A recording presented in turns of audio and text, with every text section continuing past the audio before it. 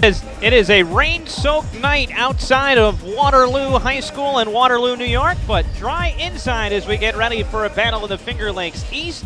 The undefeated Geneva Panthers taking on the Waterloo Indians. Hello everyone, Brendan Harrington along with Kevin Korzeniewski as we get ready for this matchup in the FL East tonight. And the Geneva Panthers, Kevin, one of just 3 undefeated teams left in Section 5. And one of those exercises in making sure your team stays focused. Obviously, Geneva, the big favorite here tonight. They have a showdown looming against potential sectional opponent Aquinas coming up on Friday night, and they'll look to take care of business here today. A very impressive team from top to bottom. Yeah, Geneva undefeated and looking to stay undefeated through the week, I'm sure. Tonight, you don't want to get caught in what they call the trap game. For Coach Jeff Panek, he's had a rough year here at Waterloo. They really want to make this game ugly. You know, not a lot of fans here. That plays in Jeff's favor. Quiet. Maybe Geneva will fall asleep. Try to catch them off guard a little bit. But the uglier this game for Coach Panek, I think the better it is. And you see that a lot of times when you have one team as the big favorite. The underdog needs to ugly it up, as you say. The first time these two teams met, Geneva cruises 87-27. And one of the more impressive things that really, I think, encapsulates this Geneva team, they had every player in uniform score that night, 14 different players. And when you look up and down this roster, yes, you have Shane Sweeney and Junior Sims, your leading scorers, but they really get a lot of contributions from a lot of different guys. They do. They get a lot of great bench play. You know, every night it seems somebody else steps up, knocks down a couple threes, or has a big game for them. You know, and that's a huge key to success when you're trying to go undefeated and have a championship run. You can't rely on 1 or 2 kids. You have to have other kids step up, and Geneva has shown that they can do that all year, and they got to continue that through sectionals and also to try and win the league here. Well, the two guys who probably know this Geneva team the most will be going head-to-head tonight in Brian Miller, obviously the head coach for the Geneva Panthers, but former Geneva coach Jeff Panek, who coached the Geneva boys for 2 years before moving over to Waterloo to take over as athletic director and the boys coach here. A lot of emotions for him as he worked so closely with those Geneva kids, and then you even go back further than that at Mid-Lakes with the Sweeneys, where Shane Sweeney, who's now a senior as an 8th grader, helped Mid-Lakes win their only sectional title back in 2009. Yeah, it's hard at any time to, as a former coach, to leave your kids. You know, you got to make a decision that's best for you and your family, and I think Coach Panek had that in his mind. And Jeff really didn't want to come back and coach this early. You know, he came to Waterloo to be athletic director. Coach Ben Ramos stepped down last year, and Coach Panek tried to find coaches. You know, he put it out there. He didn't just apply for the job, and he didn't push it under the rug. He asked some people in the building, in the district. They were interested. They posted it outside the district, but he felt that in order to put the program where it needed to be, put it back where it used to be, that it was time for him to step in. Maybe a little bit earlier than he probably planned on returning to coaching, but here he is in a transitional year or two for Waterloo. This Geneva team will be playing a little bit shorthanded tonight, and that's something we've seen over the past couple weeks. They lost a couple players to eligibility who have now returned in Junior Sims and Akia Jackson. And then Terrell Johnson battled some illness a couple weeks ago, and he actually got injured this weekend, hurting his arm, and they're going to keep him out tonight and hope to have him back on Friday. But again, when you look at this Geneva team, they have a lot that they can pull off on the bench. Jack Walwork, who stepped up nicely when some of those other guys were out of lineup a couple weeks ago, he will step in and start tonight in place of Terrell Johnson. So Geneva getting ready to do battle with this Waterloo squad. Finger Lakes East. Geneva, hey, they're undefeated, but no room for error. Just a 1-game lead over Wayne, with those two teams set to square off in the last game of the regular season. We're going to take a timeout, and when we come back, we'll have starting lineups and tip-off. It's Finger Lakes East Section 5 basketball on FingerLakes1.tv.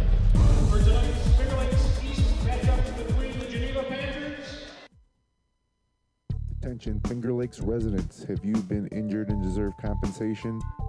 Call Madej, Maris, and Ricky, your hometown personal injury attorneys. Your case deserves personal attention. At Madej, Maris, and Ricky, they know you by name, not just a number on a folder. Call the Finger Lakes Personal Injury Hotline at 315-568-0911. That's 315-568-0911. Madej, Maris, and Ricky, your hometown personal injury attorneys. The Newark Pilots. See tomorrow's Major League stars today. For more information, go to newarkpilots.com. The most valuable things are always passed down from generation to generation. It's true for your family, and it's true for our bank. For more than 140 years at Generations Bank, we've greeted you by name, planned with you for the future, and stood by you when you needed a hand. It's what we do, and what we'll continue to do for generations into the future. We might look different now, but in the important ways, we're exactly like we've always been. Stop in your local branch or go to mygenbank.com.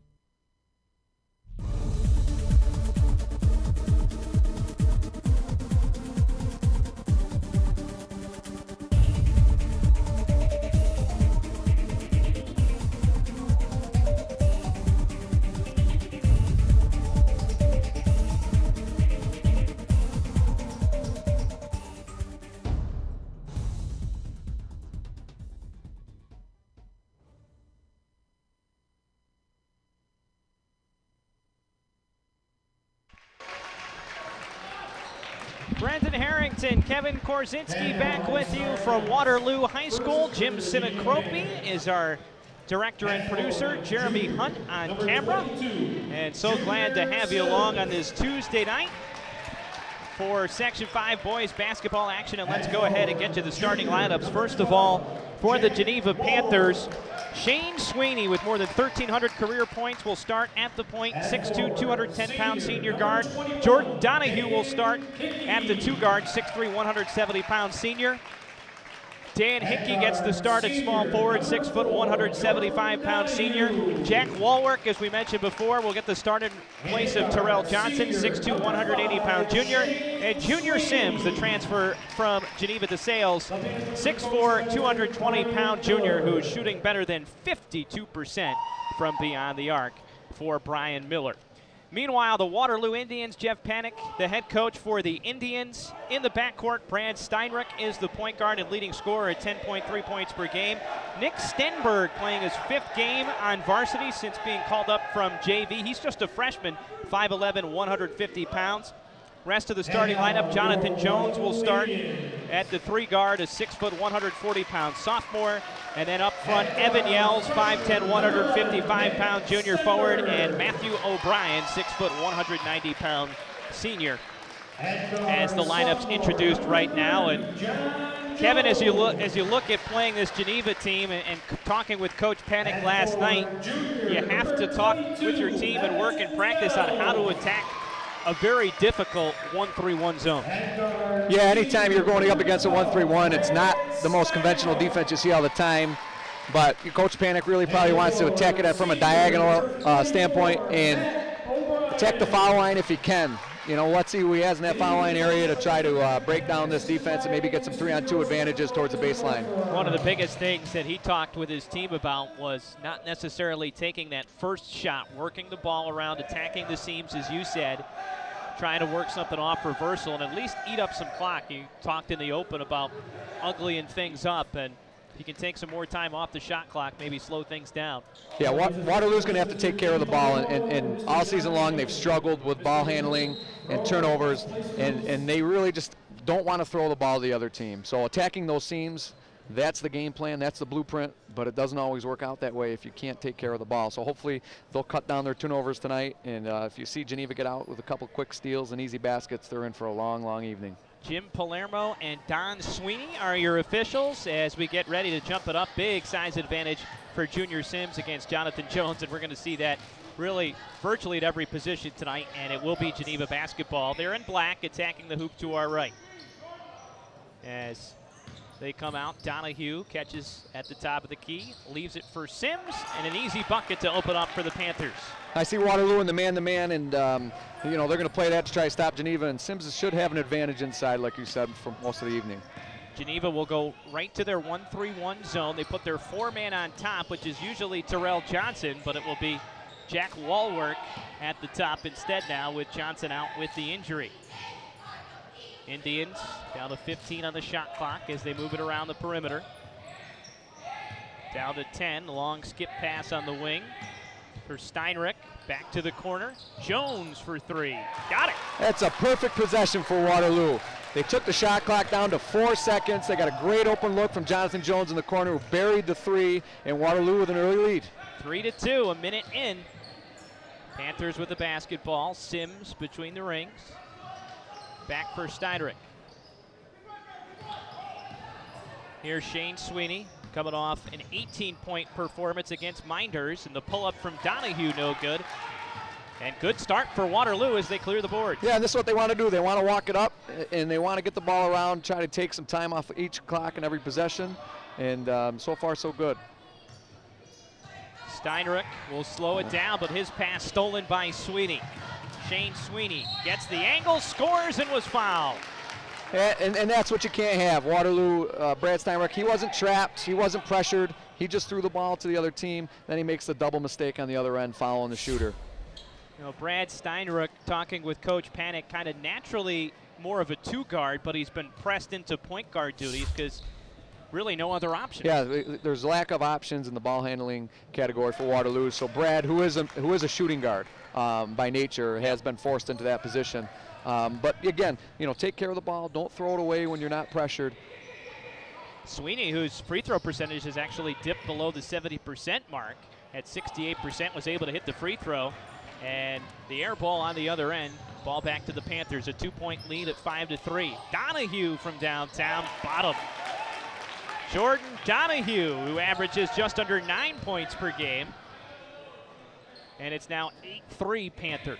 And Waterloo with a quick shot on the other end. And like you said, Coach Panek wants to take a little more time off the clock than 2 or 3 seconds before they take that shot. This time they were able to enter it at that free throw line that you talked about before. There's a wide open 3 for the freshman, Stenberg. Nick Stenberg. And he nails it. I told the guys before the game that you can start a pool on how many times they get Stenberg and Steinrich mixed up. That's a tough call for you tonight. Oh, yeah. And that's big for the freshman to hit that first open shot. So maybe that'll give a little more confidence for the rest of the game. Playing against the best team in the league as a freshman is kind of tough. But knocking down that shot will help his confidence. Step back 3 from Sims was no good, but Sweeney was able to work in there and get the offensive rebound and the putback. And Shane Sweeney with 5 points in the early going. He always seems to be in the right spot at the right time, doesn't he? Waterloo's got to do a better job getting the body on him in the post. Well, when you have more than 4 seasons at the varsity level, a lot of experience. There are not many guys, not only in Section 5, but in New York State, that have logged more minutes than Shane Sweeney on a high school basketball court. Now to 17 of the shot clock. Here's another 3-ball, second of the game for Jonathan Jones. And so Jones with 6 of the 9 points for Waterloo, and it's a 1-point game. Again, Waterloo really doing a great job on the attack. Geneva doesn't seem to pressure the ball too much right now, and Waterloo taking advantage of that, getting open shots in the corner. All 3s for Waterloo. Donahue rushed the shot there, a little bit left it short. Saved from going out of bounds by Evan Yells, but leads to an opportunity for the Panthers, and Hickey is fouled. Yeah, Steinrich picks up his second early. That doesn't help Waterloo's cause. They really need him on the floor to take care of the ball, and he's really their best offensive threat. Although he hasn't scored, it's been Jonathan Jones and Nick Stenberg so far. And that's what's so difficult when you're a team like Waterloo coming in as the underdog and going against a team like Geneva with so much depth. There's no margin for errors, and something that may otherwise seem small, and picking up an early second foul is just magnified that much more. Yeah, it's colossal for a team like Waterloo. Brad's their senior leader, and you know, without him on the court, Coach Panek might leave him in for most of the half. And another 3 from Jones. Jonathan Jones is on fire, the sophomore guard that got brought up to varsities. He's had his moments this year, but so far he's off to a great start. He's just 1 point away from setting a career high for the second straight game, as Sweeney is fouled and will head to the line. And we should also mention that, you know, you look at this Geneva team, and their Achilles heel, as you look ahead towards sectionals, may be free throw shooting. And we just saw a moment ago Hickey miss a pair at the line. They shoot better than 50% from the field, 40% from beyond the arc, but just 54% from the free throw line. Isn't that something else? Unbelievable. It is unbelievable. But what that tells you is not the right guys are shooting the foul shots all the time, you know. So maybe some of their post players that get fouled a lot aren't their top shooters. Towards the end of the game, he's going to get the ball in the right guys' hands that will shoot better. Yeah, you look Sweeney, I mean, he's been up over 70% most of the year, and he's hitting all 3 of his free throws tonight. You know, Donahue can shoot free throws, the 2 guard. You know, their guards, it's Terrell Johnson, Akia Jackson, those guys that can struggle a little bit. And the penetration and 4 shot there from Steinrich hit the bottom of the rim, but it did reset the shot clock. That's important. And so they will be able to run some more clock down. We're past the midway point of the first quarter, tied at 12. Certainly a surprise early that Waterloo's been able to hang with them. Yeah, I think the only thing Coach Panek could be upset right now is Brad's 2 fouls. Other than that, he's got to be real happy being tied with Waterloo with 3 minutes to go in the quarter. Stenberg with the air ball on the 3 and then getting back commits the foul as Jack Walwork goes down hard on the baseline. That's a silly freshman foul. You know, just the kid's falling out of bounds. Let him go. Don't try to get the steal, see what happens. And a clear foul by Stenberg, not happy with himself. But back up a little bit and let the play develop. Junior Sims leaves it back for Sweeney. Air ball on the 3. Offensive rebound and putback from Walwork. And that puts Geneva up 2, 14-12. Can't give up those easy baskets to Geneva. They did a good job defending Sweeney on the 3.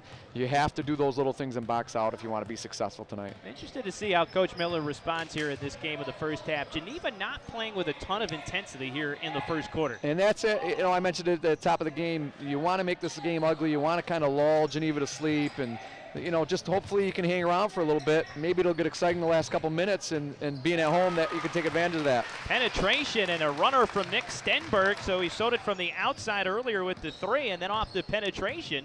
And we're tied at 14, 2.5 minutes left to play in this opening quarter. That's Waterloo's youth taking control of the game. 14 points for the freshman and the sophomore.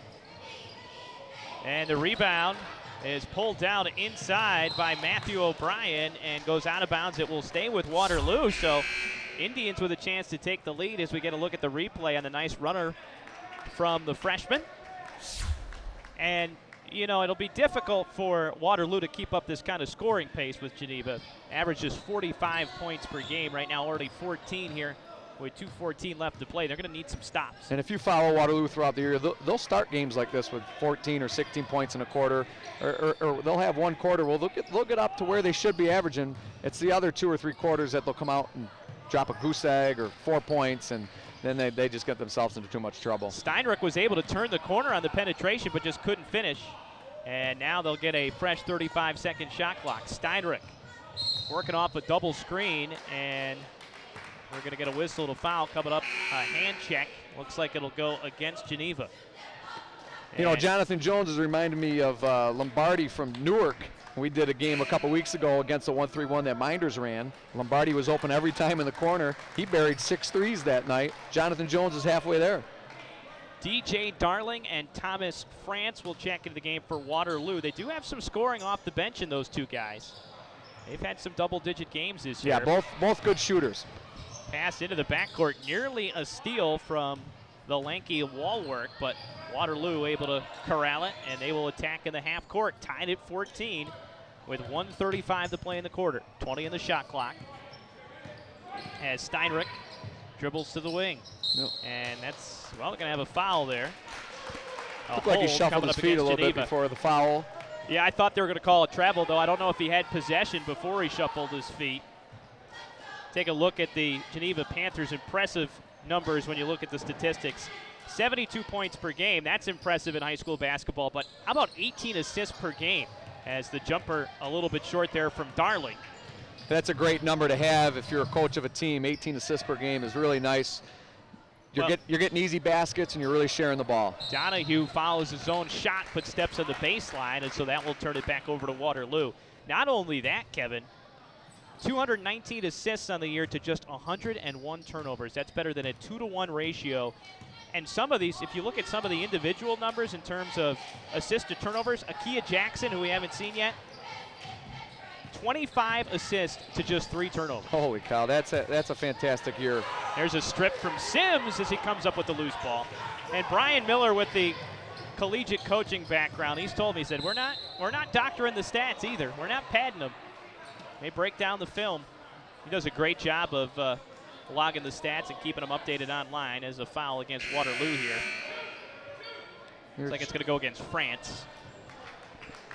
Well, the one thing I'd like to keep an eye on is Coach Panek obviously knows he needs Brad Steinrich in the game. He's got the 2 fouls, and he's still in here with 47 seconds to go on a defensive possession. So that goes to show you what Coach Panek thinks of Bradley Steinrich and the importance to his team right now. Again, kind of a careless mistake there. Just took a bounce pass from Sweeney. Instead, he tried to force it in with the chest pass, and it led to the turnover.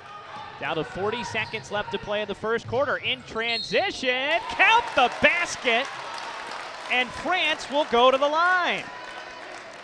Waterloo back with the lead, 16-14 here at the end of the first quarter. We just lost some power on the scoreboard, so we'll see how they got to figure that out. If you watch the Geneva defenders, awfully slow getting back, and really it looks like they're going through the motions right now. No intensity with Geneva, and like you said earlier, I'm interested to see what Coach Miller does to try and up the tempo a little bit.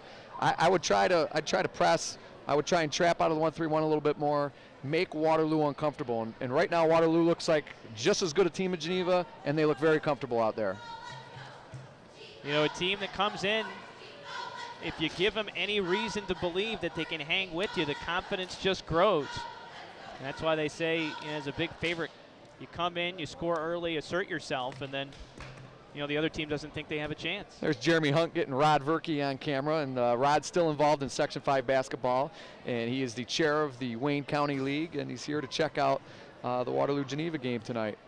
Oh. Yeah, I know he comes and watches a lot of Coach Mike Ferrara's games. He's a friend of Coach Mike Ferrara, who is the JV coach here at Waterloo in his first year doing that, trying to help Jeff get this program started again. Mike was a longtime coach in Seneca Falls, won multiple sectional championships, and you know, he's got a great track record, along with Coach Panek and Coach Pizzato. It's a heck of a coaching staff down there. So we are stopped with the scoreboard out. There we go. Now it's going to change to 16-14. There it goes, as they count that bucket just a moment ago from Thomas France. And he will head to the free throw line with a chance to complete the old-fashioned three-point play, with just 42.3 seconds remaining. Well, I don't know if it could have been a better quarter for Waterloo. There's Right. still 42 seconds left, but with a 2-point lead and an opportunity to make it 3, other than the Steinrich foul situation, Waterloo is looking really good tonight. And you know, they have nothing to lose. And sometimes when you have nothing to lose, you can be a very dangerous team. And the free throw up and in from Thomas France. The three-point play, and Geneva trails by 3, 17-14. And it looks like we're having a clock issue again. Might have been with the shot clock this time, and 5 seconds ran off the game clock, but the shot clock still showing 35. As we look at the Finger Lakes East standings, Geneva a perfect 11-0, a 1-game lead over Wayne, but remember, last game of the regular season, Valentine's Day at Wayne, and that could be for the Finger Lakes East title. That reminds me of my junior year. We played Newark on Valentine's Day for the league title, and we lost by 1 in overtime. And Newark had a great team that year with John Dublin and Oakley and Rowland, and geez, what a team they had. And they lost in the state finals that year to Jamesville DeWitt, and Bernard Blunt scored 47 of the 51 points in that game. Yep. Javon McCray, now at Buffalo as a junior. He would go on to UB, where he was the MAC Freshman of the Year and continues to have an outstanding career for UB. Team hasn't had as much success this year, and they lost a couple guys off of last year's squad. Yeah, they're struggling a little bit. I try to watch that a little bit and check out Javon McCray up there as a local kid. But he is having a great year. I think he had one game, he was up over 30. Yeah, 33 points. He got Player of the Week in the league, I believe. So they continue to have some issues with the clock. Lions and Newark Saturday night. Speaking of rivalries, crosstown rivals meet for the first time in 40 years, and we'll have it right here on FingerLakes1.tv. I cannot wait for that. We're back underway. There's about a 5-second differential on the shot clock and the game clock as we wind down at the end of the first quarter. And meanwhile, we've seen Geneva go to the bench, and C.J. Lorder, a guy who doesn't see a lot of time, has come into the game. We'll have a jump ball, meanwhile, after the turnover, and it will stay with the Indians. So maybe a little message being sent early there by Coach Miller that he brings C.J. Lorder into the game. Yeah, maybe trying to go with somebody that works hard all the time but doesn't always get the important minutes, and he's going to say to the team, listen, you guys aren't working. I'm going to put people in that are, and hopefully that'll fire some of the other kids up. Akia Jackson in for the first time, averages 8 points per game. Steve Dolgus, the sharpshooter, he is a 48% shooter from beyond the arc. Again, the weapons for Geneva, they have no lack. 14 seconds on the clock, and Waterloo to try to extend it to 5 here. Your biggest key here is just make sure you get the last shot. Worst case scenario, you're up 3 at the end of the quarter. Down to 3 seconds. The drive just too strong off glass from Steinrich, and that is how the first quarter will come to an end. But if you're a Waterloo fan, you could not ask for much more than that. At the end of the first quarter, a 3-point lead for the Indians on FingerLakes1.tv. Attention Finger Lakes residents, have you been injured and deserve compensation? Call Madej, Maris, and Ricky, your hometown personal injury attorneys. Your case deserves personal attention. Madej, Maris, and Ricky, they know you by name, not just a number on a folder. Call the Finger Lakes Personal Injury Hotline at 315-568-0911. That's 315-568-0911. Madej, Maris, and Ricky, your hometown personal injury attorneys. The Newark Pilots. See tomorrow's Major League stars today. For more information, go to newarkpilots.com.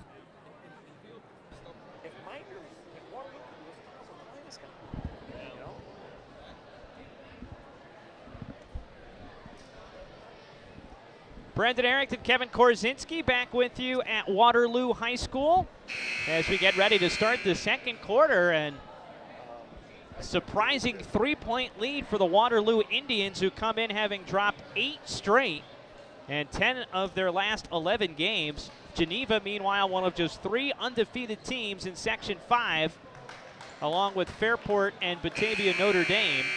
And Geneva will start off with the basketball here to open up the second quarter. I'd like to see what defensive switches they're going to Geneva come up with, or if they're going to stay in that soft 1-3-1 zone. I think they're going to try to trap a little bit harder out of that. I'd like to see a full court man-to-man, see if Waterloo can handle that from Geneva. Again, Steinrich playing with those 2 fouls. Important that they keep him out of foul trouble. Geneva with the basketball. Lorder wasn't even looking on the pass from Akia Jackson. Geneva very fortunate to hold on there. Here's Sweeney. Long 3 off the mark. Rebound, Lorder goes up, a lot of contact and no call. Again, no call. 3 chances, still can't get the hoop, and finally a foul. And it looks like Steve Dolgus will go to the line. And that's why Geneva out-rebounds their opponents. I mean, they just hit the boards hard there. That Lorder worked really hard. He couldn't get the ball to fall at all. It looked like he got hit one time going up, but they kept working on it until he eventually got the foul. So here's Steve Dolgus. Just 6 of 12 from the free throw line on the year, but hits the first. Geneva was 3 of 5 from the line in the first quarter. Dolgus, who averages just over 7 points per game. And second shot gets the roll. So Geneva back within 1 at 17-16. Well, here's a little full court man-to-man from Geneva. Yeah, doing something to try and pick up the pace, but now they'll drop back. Almost looks like they're coming out of a 2-3 there. And Geneva might be confused on the defensive assignments. It will lead to a turnover as he stepped on the baseline, and Geneva will get it back. Yeah, Waterloo got stuck with 2 guys in the corner trying to attack from the corner. Not in the blueprint for Coach Jeff Panek tonight, I don't think. Geneva with a chance to regain the lead here early in the second quarter. Donahue leaves it back for Jackson. Good look to Lorder, who finishes. So C.J. Lorder with the bucket, and Geneva back in front, 18-17. Here's Steinrich. Leaves it on the wing for France, and he takes it to the rack and draws the foul. Nice aggressive drive from Thomas France. He's the 3rd leading scorer on the team at 7.5 points per game. Yeah, Tom France, the senior guard, he can shoot the ball. He can really streaky. If he gets hot, he can be deadly. He's had some big games this year for Waterloo. Way off of the free throw there.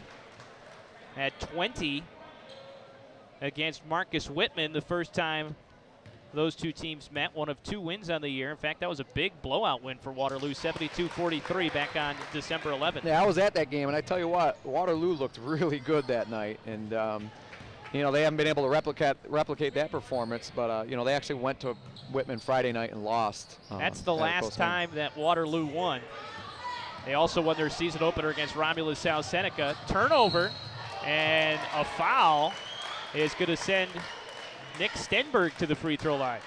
Yeah, the referee was really not in position to make that foul call. I believe it was a foul, but he trailed that play a little bit too far, maybe 5-10 feet behind the play. He never got to the baseline, and the players were on the baseline, but I think it was the correct call. Yeah, you can hear some groans coming from the Geneva faithful.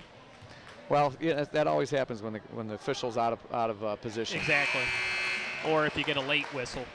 It may be the right call, but it's either the timing or the location of the official. First free throw from Stenberg up and in. I coached Nick Stenberg for a couple years on the modified level, and I'm really impressed with Nick's confidence in tonight's game. He's attacking Geneva like he would attack any other game. He's not afraid of the undefeated record. He's not afraid of the older kids. He's really taking the ball to the hole, knocking down a couple free throws, and that's great to see out of a freshman. And this kid will work harder than anybody on the court, I'll tell you that. He's already got 7 points. 20-18, Waterloo back up by 2. They are not going away in the first half. Sims with the spin and finish. That's what makes Sims so tough. Inside, outside, a very complete player. 4 points for the former DeSales star. Yeah, how about that DeSales team last year? That must have been one heck of a team to watch. I didn't get the chance to see them, but I see all the other players, how well they're doing with their new teams, and that must have been one heck of a team. And with 14 on the shot clock, the runner from France is no good, but an offensive rebound halfway down and out from Stenberg, and the rebound to Sims. Tied at 20. Yeah, we're going to see one of the other DeSales guys coming up at halftime in Tom Canale, who's over at Clyde Savannah this year, and we'll have a jump ball here, and possession arrow will give it to Waterloo. Sweeney's struggling a little tonight with his jump shot, a little flat. He doesn't seem to have his usual intensity. Yeah, no, he doesn't either, which is surprising with the leadership from him. Here's a steal from Akia Jackson at the top of the zone, and not a good decision to try and hit the trailer Dolgus there. It looked like he could have taken it up himself. Yeah, and it was good hustle by Tom France to break that play up, but I agree with you. Sims should have taken that in and scored that, and Steinrich just throws the ball away here. One-handed pass, get 2 hands on the ball. You're not getting pressured again. You can't have those turnovers if you guys want to try and make this big upset tonight. Of course, a lot of coaches happy to have the problem of being too unselfish, and there's a bucket for Geneva from Trevor DeDuro, the junior guard, 6 foot 170, averages 3.5 points per game. And Geneva back up by 2, 22-20. 7 different players have scored for the Panthers. Runner off the mark from Steinrich. And the rebound to Geneva. Now Steinrich's doing a great job penetrating, getting the lane. If he can get a couple of these shots to fall down, I like how he's attacking the 1-3-1. Well, that's great penetration from Sweeney, who kicks it into the corner for Dolgus, who nails the 3. And that puts Geneva up 5, 25-20, just like that. It is a 7-0 run from the Panthers, and timeout Waterloo. Coach Panek probably trying to get his kids in, settle down a little bit, don't let it get carried away. This could get ugly fast for Waterloo. They don't want that to happen, so Coach Panek calling a timeout. Well, thanks to our sponsors, a couple special sponsors for this game in particular. Sessler Wrecking, proud supporters of Waterloo Athletics. Go Indians. Finger Lakes Partners Insurance, insurance for your life, home, auto, and future. Visit them online at fingerlakesinsurance.com. Another thing that Waterloo's probably talking about is taking some more time off the shot clock and working it around, getting those open looks that they haven't had in the last 3 or 4 minutes of the game. They haven't taken any corner threes, and Geneva switched up their defense to take that away. 25-20, Waterloo.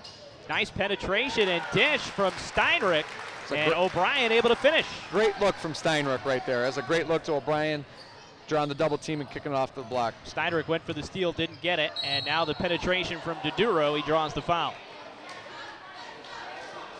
Well, getting back to that previous possession from Geneva, I thought their best offensive possession as we get a look at the hoop there off the penetration, Steinrich to O'Brien, but the penetration from Sweeney sucks in the defense, kicks into the corner, and Dolgus, I mean, he's lethal from beyond the arc at 48%. Get in the paint and kick it out to those shooters. It's simple, and Geneva's done a lot of that all season long.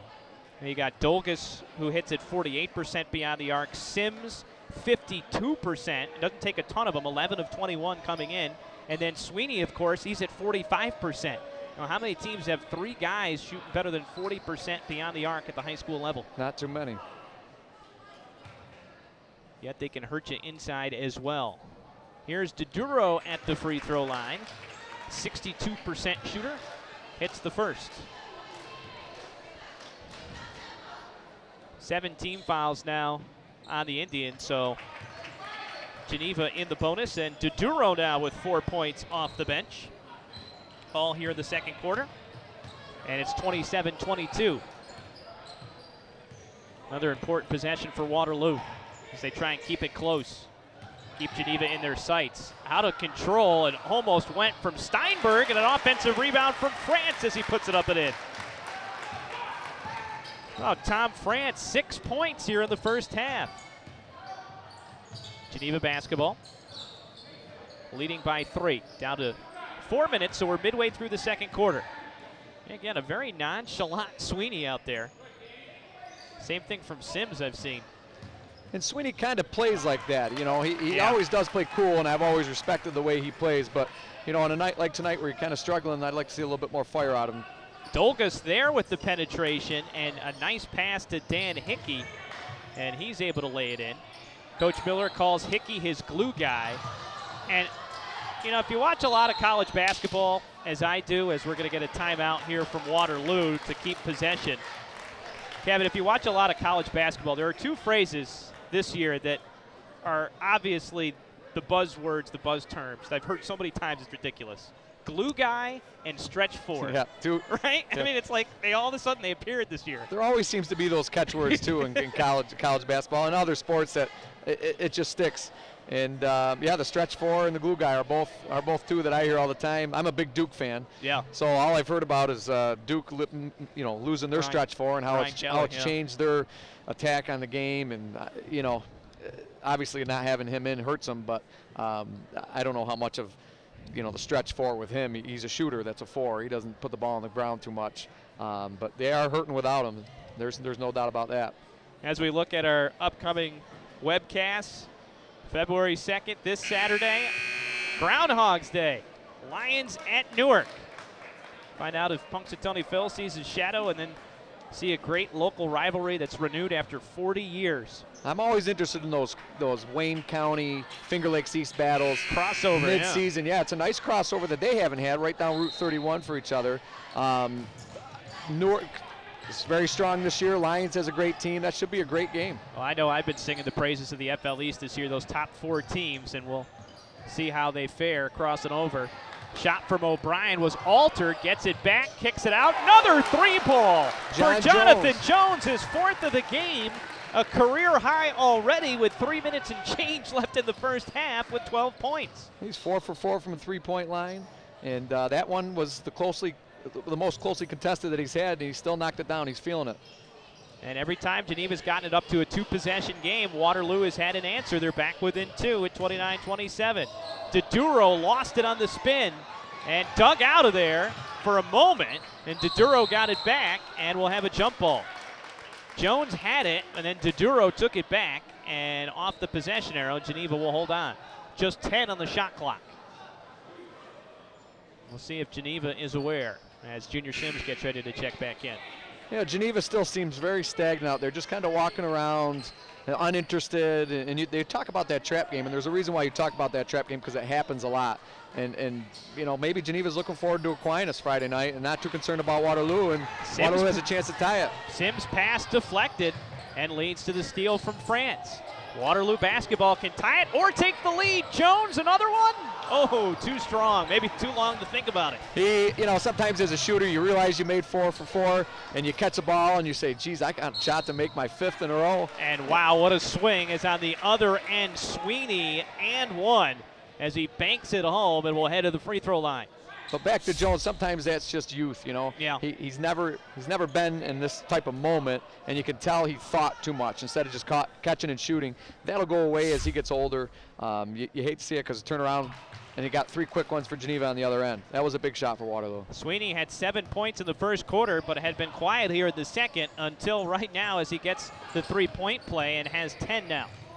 And thrown away from Steinrich as he tried to lob over the top. And so turnover sends it back to Geneva.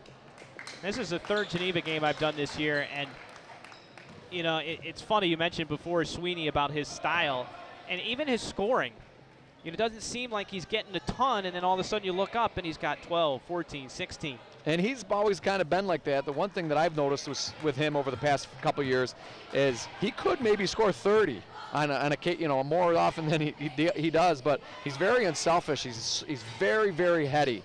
And, you know, Coach Panek's talked about it and Coach Miller's talked about it. He's a pure joy to coach. Tremendous athlete in football and basketball in particular, and he's going to draw the foul. He has made a verbal commitment to play football at Albany. He's going to be a Great Dane. He is. And he goes to the free throw line where he's a perfect 4 of 4, gets the roll. Must have heard me when I said I was surprised that he dropped below 70% at the line, and he's back up over 70% now with a perfect 5 for 5. And the announcer jinx lives, but an offensive rebound and putback, no good from Sims. Another rebound, Akia Jackson puts it up and in. And Waterloo going to spend another timeout as Coach Panek upset with the second chance opportunities. You know, they're obviously outsized down there. Geneva's bigger, a little more physical, they jump better. But Waterloo's really doing a lousy job of putting bodies on them and trying to keep them off the glass. Biggest lead of the game for Geneva, and that actually was Geneva calling the timeout there. An 8-point lead with 1:46 left to play in the first half. And Section 5 basketball on Finger Lakes 1, brought to you by the Newark Pilots. See tomorrow's Major League Stars today. Season tickets available at www.newarkpilots.com. And Super Bowl Chili live.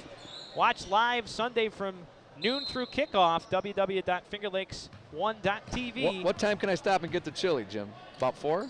These guys are going to make game day chili on the air and get you ready for the big game. How about that?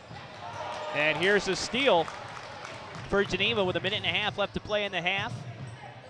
Sweeney hits the trailer. They work it all the way around for Hickey.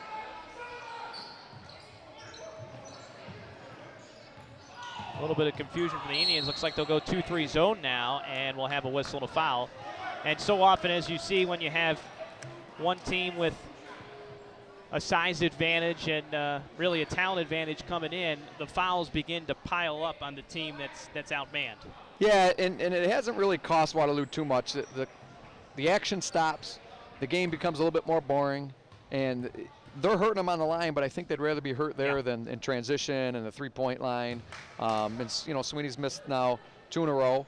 Waterloo only down 8, and this next minute 15 is going to be huge for Waterloo. If they can keep this into a 5-point, 7-point game, I think they'll feel great going into halftime. If Geneva takes it to 10 or 12, Waterloo better be concerned. Sweeney now 6 of 8 from the free throw line. On the other end, the 3-ball too strong from France, almost banked it in. And the rebound down to Akia Jackson.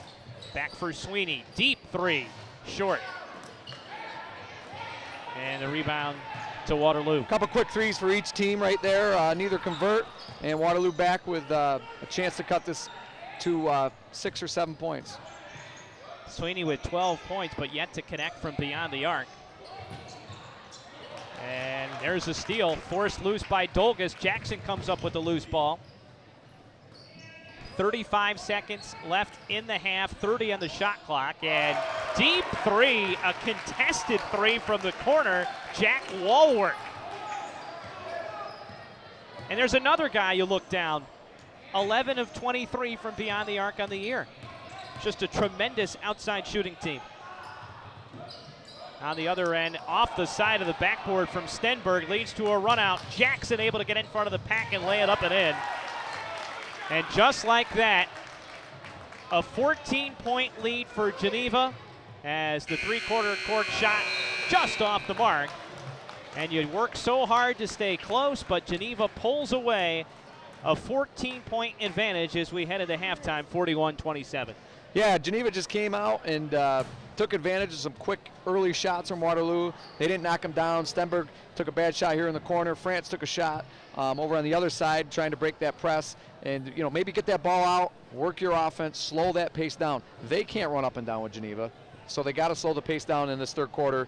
And you always see the third quarter in any type of basketball game as being very indicative of the final score. So it's very important for Waterloo to come out and try and chip away at this lead and not let Geneva extend it to anything bigger than this. 12-0 run over the last 2 minutes and 40 seconds. Took it from a 2-point game to a 14-point game here at the half. Well, time now for our halftime show. If you missed the Upstate Hoops podcast this past week, Cam DeSanto and Tom Canali from Clyde Savannah were guests in studio. That's coming up next, and we'll be back after that with your second half action. Geneva looking to remain undefeated, a 14-point lead at the half.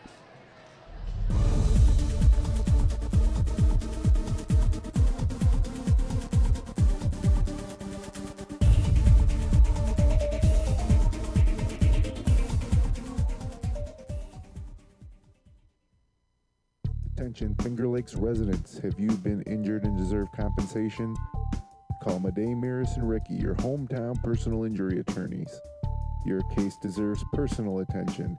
At Madej, Maris, and Ricky, they know you by name, not just a number on a folder.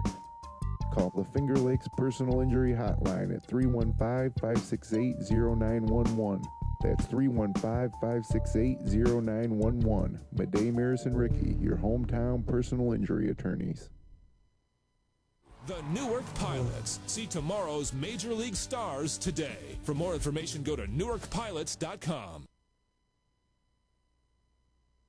The most valuable things are always passed down from generation to generation. It's true for your family, and it's true for our bank.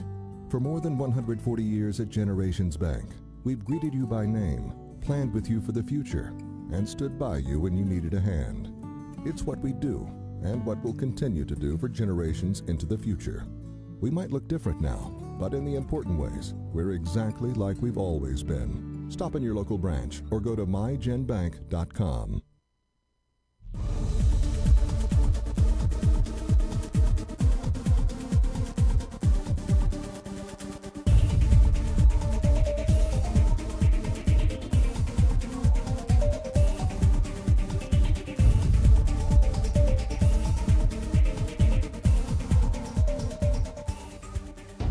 First off, fellas, congratulations on a great start to the season. I guess, I'd like to have you talk about each other a little bit to start off. Cam, tell me a little bit about Tom's game. Well, yeah, likes to shoot, he can dribble, and he's pretty good at finishing in the lane. You don't score 1,000 points without liking to shoot, Yeah. right? How about you, Tom? Tell me a little bit about Cam's game.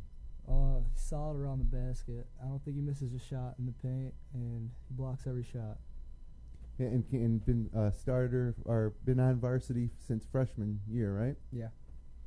Yeah, we remember Verk. We were up there for the Clyde Lions game last year in Clyde, and a great game. And Cam's actually featured in our intro. He's the one hitting that three from the top of the key. Yeah, I remember that shot, and I remember the game very well. It was a great game, and unfortunately, you guys lost that game. But you had a good chance to win it, and Lions ended up pulling it out. And we're going to be back on February 13th to see Lions invade Clyde again, and that'll be the last webcast of the season. Definitely looking forward to that because it's always a full house in Clyde when Lions comes to town. How about the other teams? They turn out? I mean, when we came up for that Lions-Clyde game last year, it was packed for the JV game.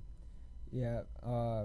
Whenever I ask people in school if they're going to the games, I already know what they're going to say.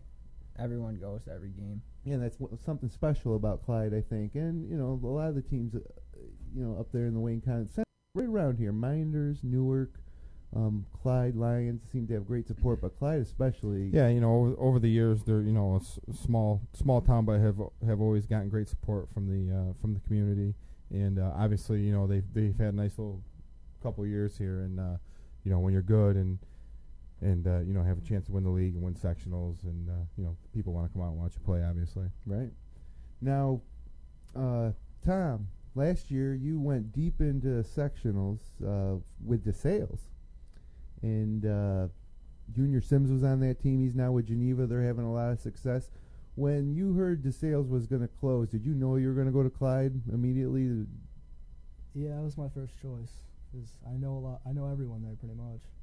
Yeah. Just like DeSales, yeah. So coming on the team and then kind of blending in with everybody there, it's worked out pretty well because you kind of knew them all beforehand? Yeah, I played with them before. When did you start going to DeSales? Freshman year. Freshman year. So you went to Clyde school before? Yeah. Okay. And yeah, I guess one of the questions I wanted to ask you was the differences between Coach Joe Paisnak, who was your DeSales coach, and Coach Tom Jackson, your current coach. What's the differences between the two? Same style or? Not even close. It's a lot more running in practice with Tim Jackson, and I don't know, different coaching styles a lot. Like to press a lot in Clyde. DeSales is it's all man-to-man, half-court. Yep, that sounds like Joe Paisnak. Of course, Joe had a lot of success with that. Took DeSales to the sectional finals, and they won it last year. Yeah. Oh, won sectionals last year. Okay, no kidding. So now you got a chance to do something not many people do, is win a sectional title for two schools. Right. But and that's the other nice thing. You guys were gonna have a nice team coming back at DeSales, obviously. But it's nice to be able to go to Clyde and with the success they had last year. Then the addition of yourself, sectional contender again this year. Obviously, right now you guys are looking at a #1 seed if things play out as planned here the rest of the year, and so that was one you didn't have to really worry about the competition or anything like that. Step right in, and have a shot for another sectional title, hopefully. And as I mentioned, 10-1, the one loss coming in the tournament in Watkins Glen. What happened down there in Watkins Glen? We don't know much about the Senecas of Watkins Glen, but tell us a little bit about that one game that you lost. That game, we really never got in a rhythm offensively, and we weren't rebounding the ball for anything. We weren't boxing out, and people were just sliding in for second chance buckets.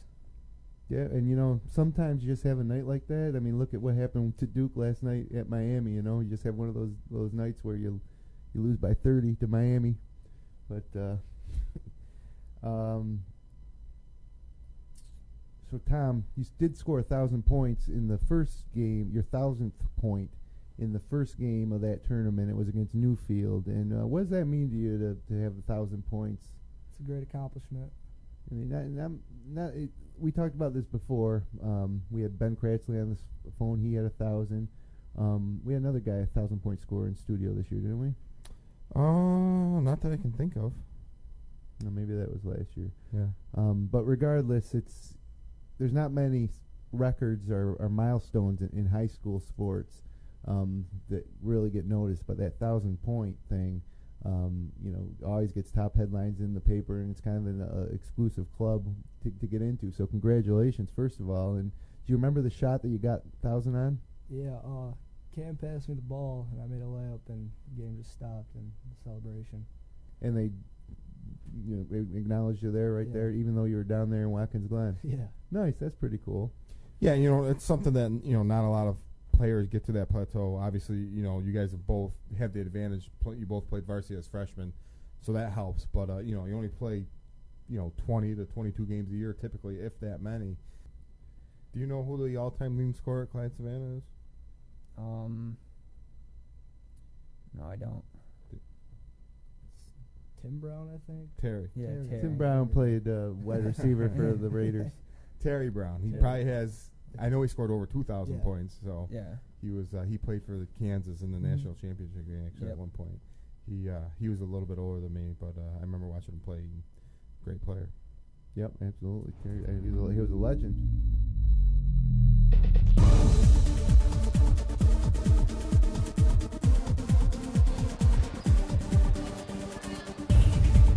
Brendan Harrington, Kevin Korzeniewski back with you at Waterloo High School as we get ready for second half action between the Indians and the Panthers. And boy, impressive for most of that half. Waterloo able to keep it close. They actually led at the end of the first quarter by 3 and led sporadically throughout the early stages of the second quarter. And you look back, they had a chance to take the lead with a three-pointer from Jonathan Jones from the corner. He missed. 3-point play on the other end from Shane Sweeney, and that started a 12-0 run to finish the half. and you look up and it's a 14-point game. Geneva got 27 points in that quarter, and I bet you half of them were in the last 2 or 3 minutes because of transition. And Waterloo can't get up and down with Geneva. They got to come out and they got to try and take the air out of the ball again like they did in the first quarter, work the ball around, put the shot clock down to where it needs to be to kind of lull Geneva back to sleep and hopefully knock down their shots. You know, you can't control some of the other stuff, or you can control some of the other stuff. Certainly you got to hit some shots to win in a game like this for Waterloo, but don't try to get in a track meet with Geneva tonight because you're just going to get yourself in trouble. So important start to the second half. Waterloo will start out with the ball. They're in white, Geneva in black. This beautiful facility here at Waterloo High School. Now the 15 on the shot clock. And the bounce pass leads to the turnover. Jonathan Jones trying to thread the needle inside to O'Brien. Instead, the turnover, and it will be Geneva basketball. Didn't get enough bounce on the pass. I thought it was a great possession for Waterloo. If he had just made a little bit better of a pass to O'Brien, they probably would have had an easy bucket. Starters out there for both teams. Sims off the reversal with plenty of room to operate, but tries to use the glass, can't convert. And Steinrich with the rebound.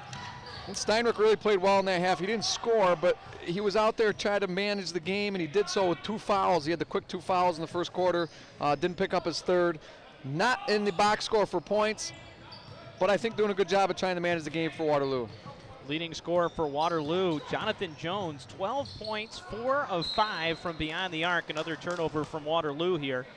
And this is what drives Coach Panek nuts. They played a pretty good half, and they've come out now and just thrown the ball away on 2 of their first 2 possessions, and that usually leads for a big quarter for the other team. Waterloo's got to take care of the ball. Well, coming off the screen, Wallwork was open, but didn't see him. And a runner from Donahue, no good, but again, an offensive rebound. Another try from Sims, and finally, he is fouled, and Junior Sims will go to the free throw line.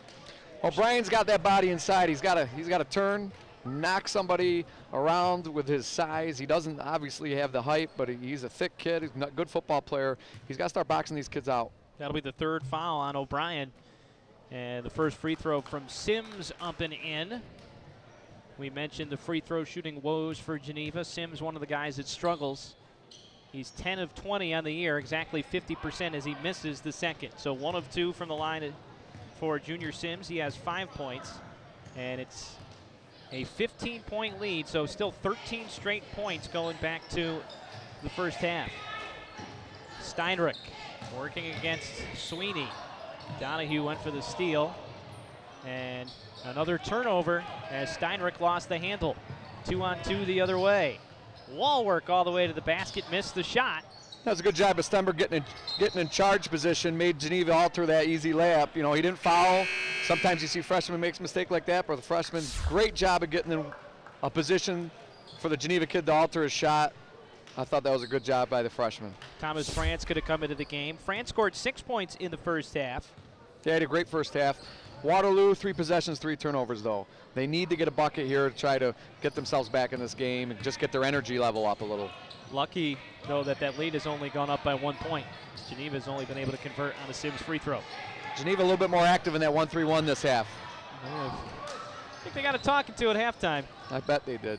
Here's a 3-ball well off the mark that time from Steinrich. As you mentioned, did not score in the first half. Pull-up 3 from Donahue on the other end. Tip foul again from Sims. Boy, he's just padding his rebounding stats as he puts that one up and in finally on the 3rd try. Yeah, he's struggling from the field, but he's getting a lot of rebounds out of his missed shots. 7 points for Junior Sims. Look at all those offensive rebounds. That's 5 offensive rebounds already this half. 44-27, 15-0 run going back to the first half for the Panthers. Oh, good pass. Bobbled down low by the freshman Stenberg, and couldn't finish. Here comes Geneva the other way, and they fill the lanes nicely. Junior Sims finishes, and timeout Waterloo. Well, we talked about it at halftime, and the first few minutes for Waterloo is going to be really important. And so far they've started off with 3 turnovers and a block shot there by Sims. Geneva really hasn't scored a lot, but Waterloo's got to put some points on the board. It's already up to 19. And it's such a fine line, too, because it was a good pass. Stenberg just bobbled it, led to transition opportunity on the other end that Geneva plays right into their hand. They're so good in that situation. Well, when one team has 1 league win and the other team has 9 league wins, you can't afford to do that, you know, and that's what Waterloo did a good job in the first quarter and a half to keep this game close.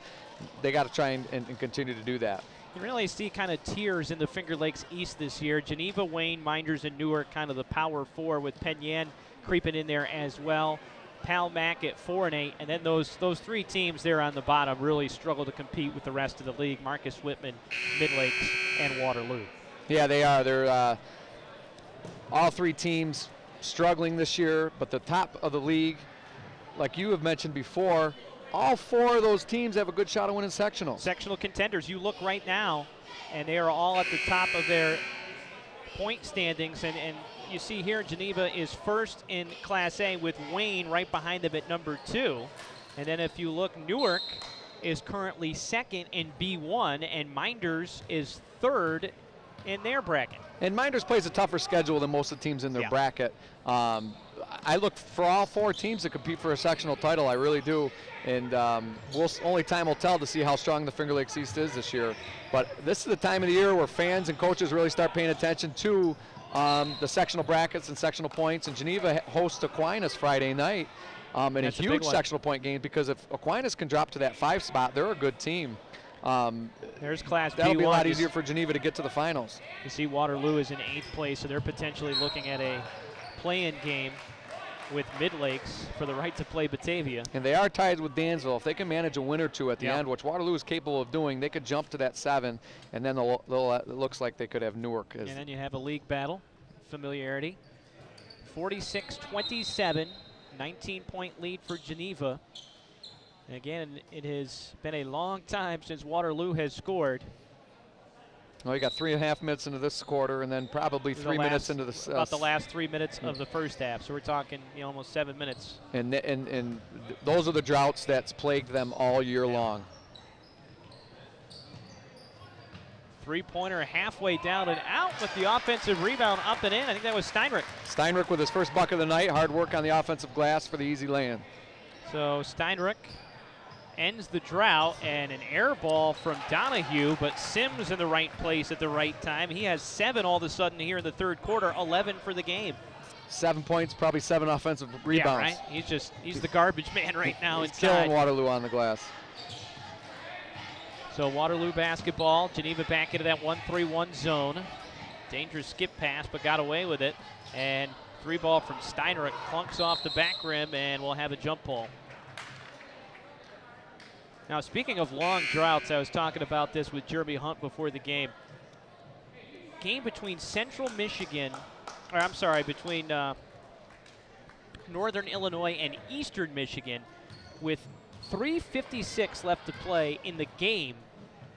Northern Illinois had 13 points. Oh, yeah, I've seen that a couple times over the past 2 or 3 years in college basketball, where a team will come out and score under 20 Sweeney. points. There was even a Big East game a couple years ago that had that. Well, this year there was the Georgetown-Tennessee game, which was a non-conference game. I think the final that was this year. That's right. It was 33-31 or something like that. That was the game that I was thinking of. I think it's a big problem for college basketball.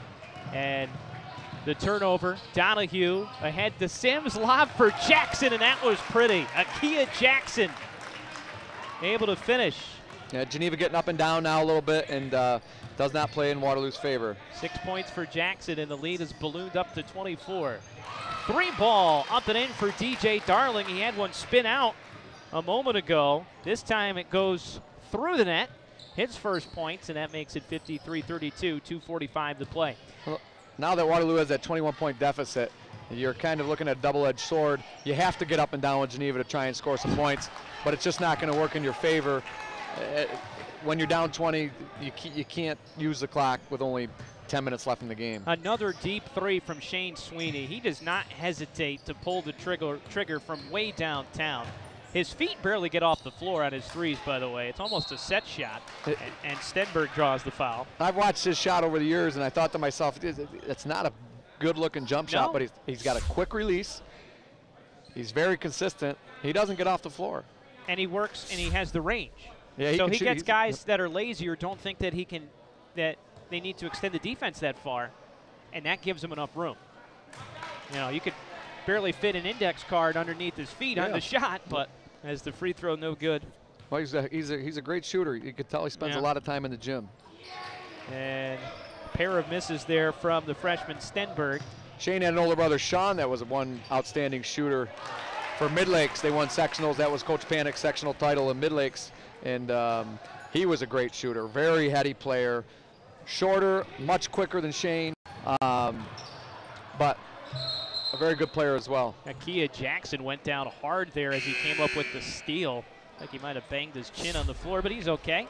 Kind of laughing at himself now. As speaking of good shooters, Jordan Donahue can stroke it from downtown as well. He's just a 35% shooter from downtown. All. That's your typical high school average. That's a good high school three-point average. But this Geneva team, I mean, all these guys up in the 40s we were talking about a moment ago, even a guy like Walworth. Down to 20 in the shot clock, 145, and there's another turnover on the pass from Evan Yells, and that'll send it back over to the Panthers. And you see here, Junior Sims coming in at 52%, Dolgus at 48%, Sweeney 45%, and we didn't even put Walworth up there, and he's at 46%. Yeah, and you talk about that stretch four you mentioned earlier with Sims. He can take you off the dribble. He can step out and knock the three down. He's a very, very tough guard in the Finger Lakes East. Can you imagine what type of guard he was at Class D DeSales last year? Yeah. Teams must have had fits with him. If I'm Geneva, my biggest concern is keeping everybody healthy and eligible. And you look at Geneva's schedule on the board now. Obviously, the Not biggest an easy finish. Obviously, the biggest game right now is Aquinas to try and go undefeated and remain in that 1 seed for sectionals. And then they got to finish at Wayne. You know, they also have Newark in there, but that Wayne game could come down to a league title, and that'd be a nice atmosphere for Wayne. They don't get that a lot up there in Wayne County since they've joined the Finger Lakes, and I'm interested to see what type of crowd they get and what type of atmosphere they produce for that last game of the year. Geneva crashing the offensive glass, but we're going to get a loose ball foul on the Panthers. And Kevin, certainly Geneva raising the intensity level here in the second half. It's noticeable. Very noticeable. Waterloo's shots haven't fallen down, but Geneva's created a better tempo that suits them, and Waterloo just hasn't been able to hang on to this tempo that Geneva's created. Down to 1:04 left to play in this third quarter. Coach Miller getting some key kids out in this last minute of the quarter. Yeah, C.J. Lorder going to come back in. He gave him a nice spark early. Matt Youngs, he's the backup point guard to Shane Sweeney, and that's a tough guy to back up because Sweeney doesn't leave the floor very much. Nope, and when he's on the floor, he doesn't make too many mistakes. And the deep three off the mark from Stenberg, but an offensive rebound. And Thomas France from downtown. He's got 9. Well, Waterloo really trying to knock the 3 ball down right now, and if they could 7 threes on the game, hit a couple more here in the next stretch, a couple minutes, try and get this back into a game. That's what they're going to need is knock a lot of those down. And a layup there for Walworth, who came free in the low post, and Walworth was 7. And Geneva putting up another big number here in the third quarter after putting 27 on the board in the second quarter. And there's another turnover. Nice save. And the easy layup from Akia Jackson. DeDuro able to make the save right in front of the scorer's table. They can score in bunches, can't they? They get up quick on those turnovers. You got to take care of the ball, and when you don't, it's going to lead to an easy layup on the other end. 63-35 your score at the end of 3 quarters of play, as that quarter dominated by the Geneva Panthers, 22-8. We'll take a timeout. Be back with the fourth quarter on FingerLakes1.tv. The Newark Pilots. See tomorrow's Major League stars today. For more information, go to NewarkPilots.com. The most valuable things are always passed down from generation to generation. It's true for your family, and it's true for our bank. For more than 140 years at Generations, what we do and what we'll continue to do for generations into the future. We might look different now, but in the important ways, we're exactly like we've always been. Stop in your local branch or go to mygenbank.com. Back with you at Waterloo High School as we get set for the fourth quarter. 63-35, Geneva over Waterloo.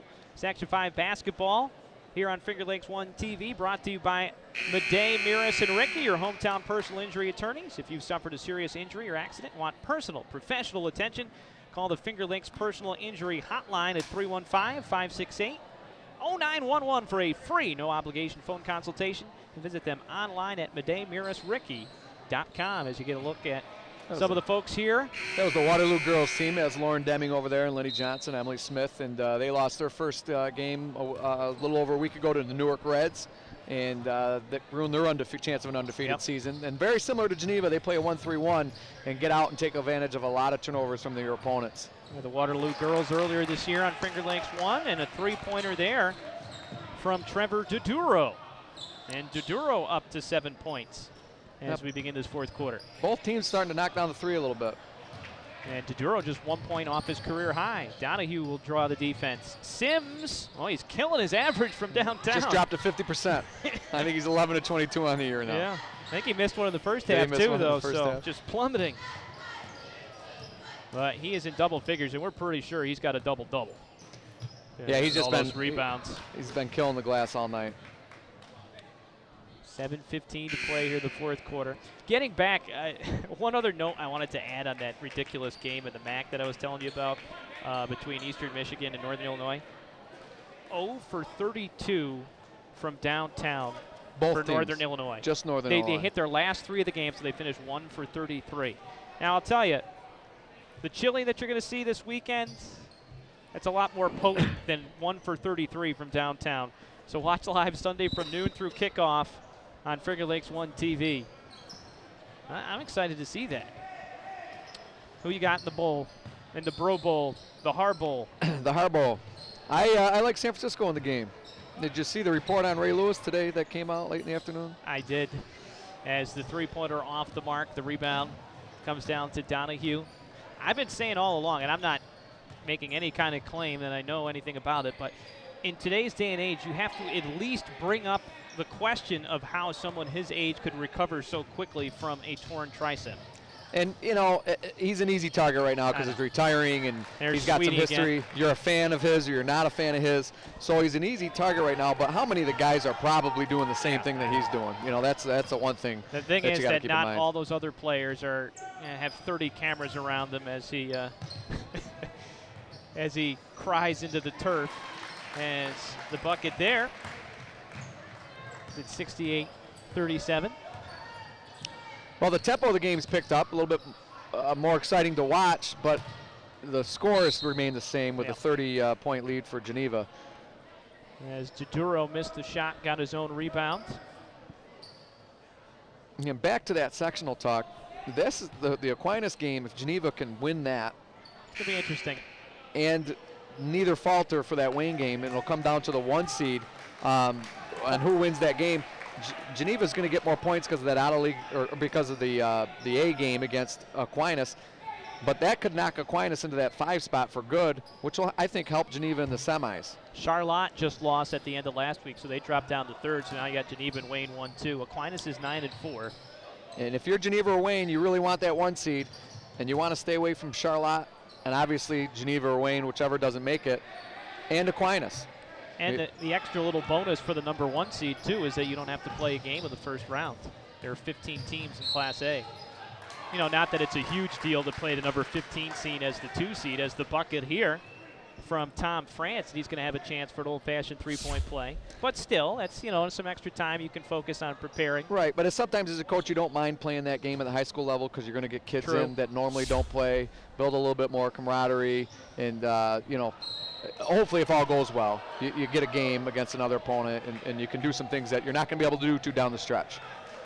France could not finish off the free throw, but he does move into double figures with 11 points. And for France, told you he had that 20-point performance earlier this year. That is the 4th time he's moved into double figures this year. 68-39, big lead for Geneva with 5.5 minutes to play, and some more offensive rebounds for Junior Sims as he finally gets it to go. He has 13 points and probably at least a dozen rebounds. been a long stretch for Geneva in sectionals. I'm sure, I don't know if that's talk of the town at all, but I believe their last sectional title we said was in 1999. Yep. Coach Carl Wenzel, I think his son was a point guard on that team, Andrew Wenzel, that won sectionals in the last time for Geneva. They made a few runs at it in the early 2000s. They had some good teams, but lost in the finals a couple years to a tough Batavia team. Newark beat them one year. And tough finish in transition. Isaiah Merced, who has not played since early in the season because of an injury. Smallest player on the roster for Geneva, 5'4", $150, able to finish there, and he's going to have a chance for the three-point play. We got some new kids into the game for Waterloo too as well. Stuart Capps checks in, and Thomas Meeks. Coach is emptying their bench a little bit with 5 minutes to go in the fourth quarter. First time these two teams met, we mentioned in the open, all 14 players in uniform for Geneva scored. Tonight they have 10 players that have cracked the scoring column. As like we had a lane, do we have a foul there or a lane violation? We get him with the foul. So Merced unable to finish the three-point play. But 72-39, this is a Geneva team that averages 72 points per game, so they're going to surpass that mark tonight at 87 the first time these two teams met. And that's 72 points after 14 in the first. You thought they might struggle a little bit tonight, but obviously they haven't, and they're back up their scoring average. Yeah, they had 27 in the second quarter and 22 in the third quarter. And so far 9 here in the fourth. And we just got an update on the Newark-Wayne game. Newark is leading Wayne by 10 right now in the fourth quarter. So we'll keep an eye on that as this game goes along. That would be a big win for Newark's program, and obviously would deflate Wayne's chance of winning the league. That would be big. They got to go into that Geneva game to wrap up the year one game down, or else it won't matter in terms of the league title, because Wayne already lost the first matchup between the Panthers and Wayne. As we're going to have a whistle and a foul coming up against Geneva. So that's certainly big news. Yeah, it's 49-39, Newark in the fourth quarter. Here it is all Geneva, though credit Waterloo, led at the end of the first quarter by 3. There's a picture of Jeremy Hutt's getting a Tom Coughlin, or Coughlin, depends I guess where you're coming from. But a legendary coach here in Waterloo with 2 Super Bowl titles for the New York Football Giants. Yeah, we're in Super Bowl week. Guy knows something about Super Bowls. We got the Tom Coughlin Stadium outside on the turf. And the turnover here to Waterloo. Steinrich takes a hard foul, and he'll head to the free throw line.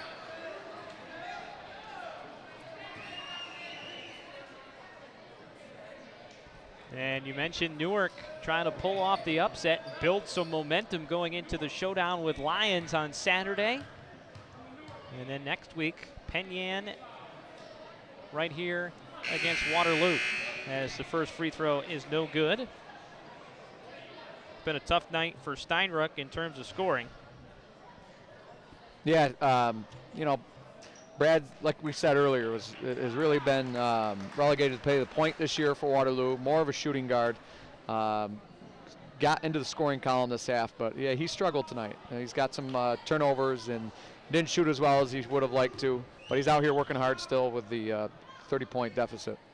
It seems at whatever level you're talking about, the importance of a point guard, and you know, credit Steinrich for doing his best in a situation where a team doesn't have a true point guard. But I mean, so many times you see that. I remember a UNC Asheville team that I covered one year. You know, starting point guard goes down, and all of a sudden, not only have one guy playing out of position, but it has a kind of a, you know, a trickle-down effect in terms of the rest of the team. Yeah, there's a lot to be said about chemistry and your floor leader, and usually your point guard's that person. And when you lose that or you don't have one, yeah, you really struggle.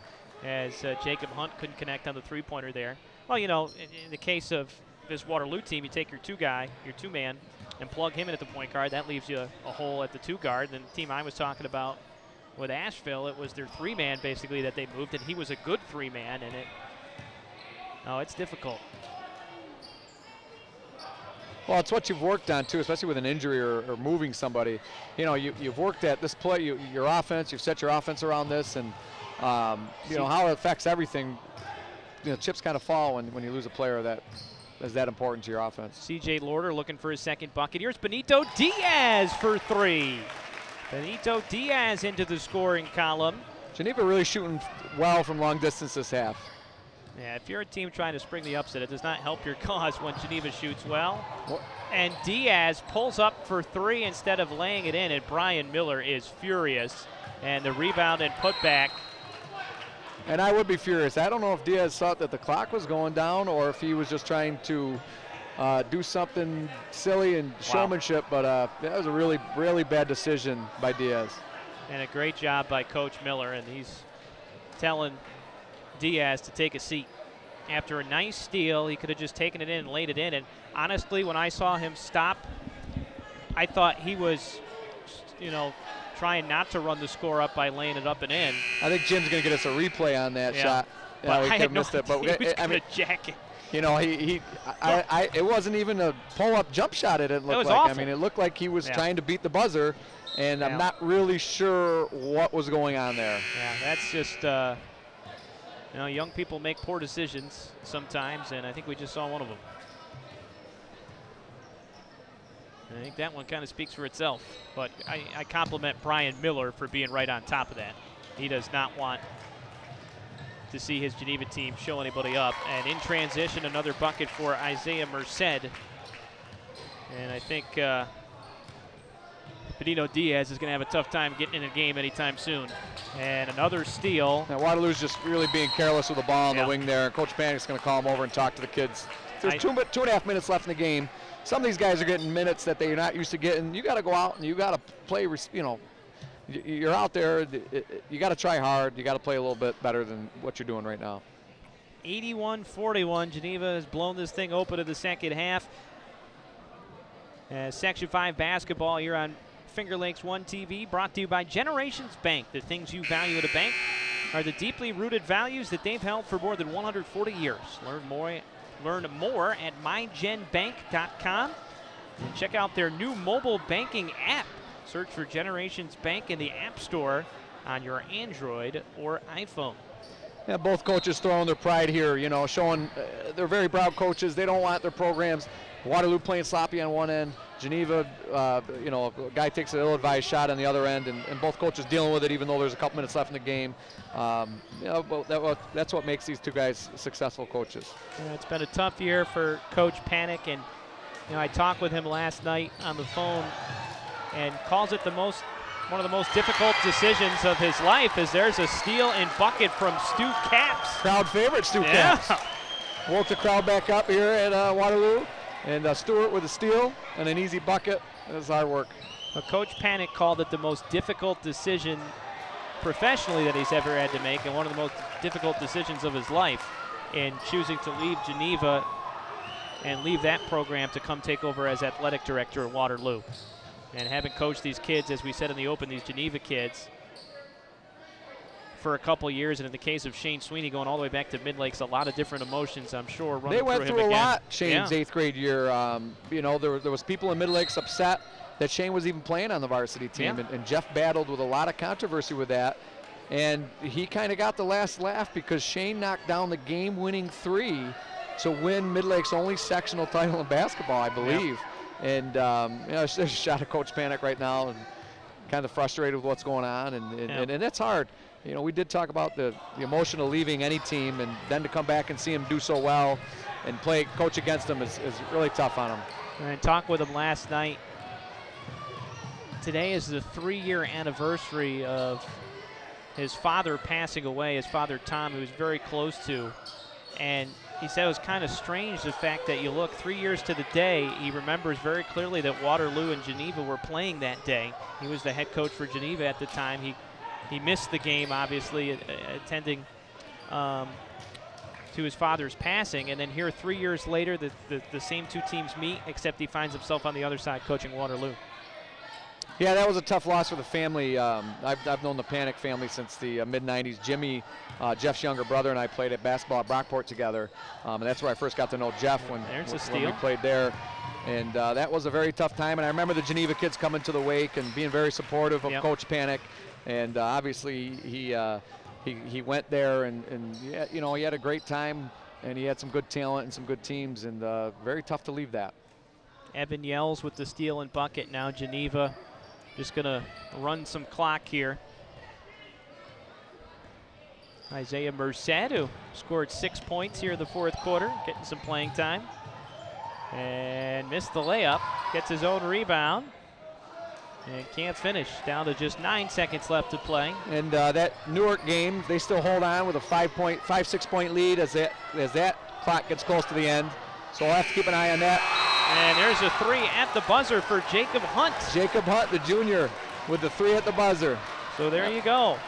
And that should count. And so the final score, Geneva 83 and Newark 48. We're going to step aside, but come back for our post game. We're going to see if we can catch up with Shane Sweeney as his career winding down, but he hopes that there are quite a few games still left, not only the rest of the regular season, but sectional time and who knows, maybe beyond.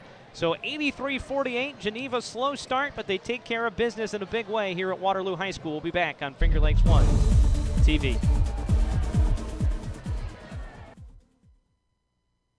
Attention Finger Lakes residents, have you been injured and deserve compensation? Call Madej, Maris, and Ricky, your hometown personal injury attorneys. Your case deserves personal attention. At Madej, Maris, and Ricky, they know you by name, not just a number on a folder. Call the Finger Lakes Personal Injury Hotline at 315-568-0911. That's 315-568-0911. Madej, Maris, and Ricky, your hometown personal injury attorneys. The Newark Pilots. See tomorrow's Major League stars today. For more information, go to newarkpilots.com. The most valuable things are always passed down from generation to generation. It's true for your family, and it's true for our bank. For more than 140 years at Generations Bank, we've greeted you by name, planned with you for the future, and stood by you when you needed a hand. It's what we do, and what we'll continue to do for generations into the future. We might look different now, but in the important ways, we're exactly like we've always been. Stop in your local branch or go to mygenbank.com.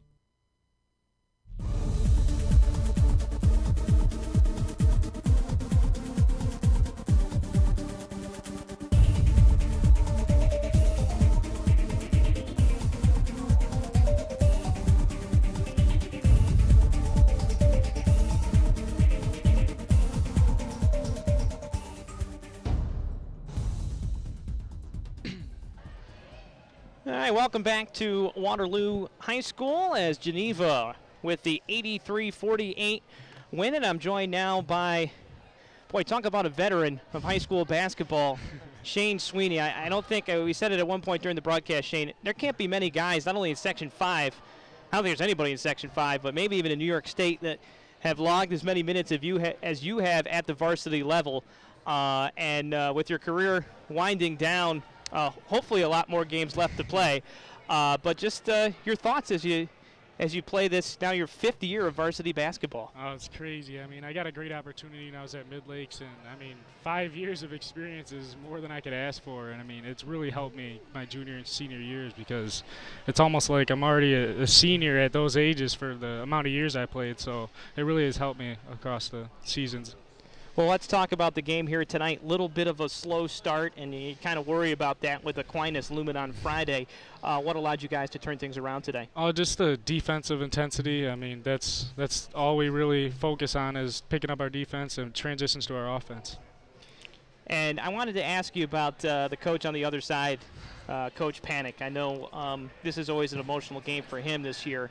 The second time that he faced you guys, but he's a guy that you've kept in touch with, and obviously we talk about those 5 years of varsity basketball, goes all the way back to Mid Lakes with Coach Panek. What's it like to go up against him in these 2 games this year? I mean, he's a great coach, and he's always been there for me. I mean, he's very supportive. I mean, even during the football season, he's always texted me, good luck before this game, and during the basketball season, texts me. I shoot him a text too, good luck, and he just does a great job as a coach, and he's a guy that I have a lot of respect for. This team, this is the 3rd time I've seen you guys played. I've said it a couple times. I think you guys have the potential to win a sectional title and maybe even beyond. But what is it like as the leader of this team to try and manage expectations now? And do you feel the pressure starting to mount a little bit now with the undefeated season going? Yeah, definitely. I mean, whenever you're undefeated, you got a target on your back from everybody around Section 5, and just like focusing on the key parts of our game, and I mean, keeping an intensity in practice. I mean, practice is where it all starts, and you just got to push each other and get each other better, and getting each other better just gets you closer to that goal you have at the beginning of the season.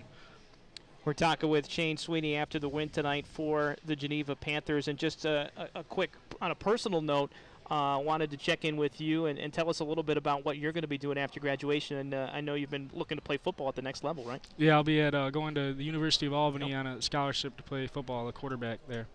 Yeah, that's got to be exciting, and I know that there's a couple other guys that you from Section 5 that are headed to Albany as well, right? Yeah. There's a kid from Rush Henrietta, Devin Mayo, I don't know, but Parrish McKnight, Webster Schroeder. There's a bunch of Section 5 guys there. And that's got to be exciting. But with that said, obviously, as you look down the rest of this season, I mean, what are your expectations and what are you hoping to accomplish here the rest of the year? Just winning every single game. We don't want to lose. We want to go all the way as far as we can. I mean, state title we're looking for that, but sectional title first, and just keep it rolling from there and just not lose any games. All right, well, congratulations on win number 13 tonight, and we wish you the best of luck the rest of the way. Thank you. All right, thanks, Shane. Shane Sweeney joining us here in the post-game show. 83-48, the win tonight for Geneva. As we put the finishing touches on this one, and we're just telling Shane up here right now, we're going to do a little switcheroo with the headsets. Playing headset musical chairs. There we go. But just finding out a second ago, looks like Newark still holding on. About 3 minutes to go, they got a 6-point lead, so we'll see what happens in the last 3 minutes. If we get the score, we'll get it to you by the end of the broadcast, but that game will probably still be going on by the time we end this broadcast. Well, it was 29-27 when Jonathan Jones had a chance to give Waterloo the lead in the late stages of the second quarter, but Geneva ended the half with a 12-0 run. They carried that into the third quarter and really blew things open in the second half. But you got to credit this Waterloo team for hanging tough in the first half. I thought Waterloo came out and stuck to Coach Panek's game plan. Obviously, it helped hitting those early threes. Coach Panek's probably frustrated with the season, but there's some glimpses of some future here. We had Nick Stenberg start, the freshman. He came out and played great, not intimidated by the Geneva team whatsoever. Jonathan Jones, a sophomore, knocking 4 threes down at the beginning of the game. The program here is in good hands with Coach Panek. We've had the JV teams having a decent year, and the modified team had a decent year as well. So there's players coming up. The senior class has always struggled. They're good kids. They have struggled. But, you'll see Waterloo back in the mix of things not before too long. Yeah, definitely. Kevin, I know you coached the modified team this past year, and Coach Panek had some great things to say about your work with them. And, of course, you were the former varsity coach here as well, and appreciate your knowledge of this program as Waterloo hangs tough in the first half. 12 points, by the way, for Jones. As he was able to hit those 4 threes. Jonathan Jones leads the way for Waterloo. 11 points for Tom France, 9 for the freshman Stenberg, who just misses double figures. And on the other side, ho-hum, just another 20-point night for Shane Sweeney as he leads the way for the Geneva Panthers. That's his 5th 20-point game of the season. And then Junior Sims chips in 13 points. And like we said before, pretty sure he had a double-double as well. So Geneva improves to 13-0. And, we've said it before, the ceiling on this team is pretty high, and they got a pretty level-headed leader in Shane Sweeney. Talking with him just a moment ago. Just by the interview, you can tell how, he seems to always know what to say. He is not your typical senior that gets nervous. He's well-spoken, intelligent kid, and you really like to have that as your leader on the floor. As both of us have been around the game a while, you see all the ingredients with this Geneva team, right? From the coaching to the leadership to the depth, the inside-outside, and I think you see that potential for a real special team. It's already panned out in a 13-0 mark, but certainly it's exciting to see what they can accomplish the rest of the way. Well, thanks very much to our producer-director, Jim Sinacropi, behind the scenes here tonight. Jeremy Hunt working hard on camera. And again, the final score here tonight from Waterloo High School, 83-48. The Geneva Panthers over the Waterloo Indians. We'll be back on Saturday for that great showdown between Lions and Newark. Until then, good night, everyone. For Kevin, I'm Brendan. We'll talk to you on Saturday.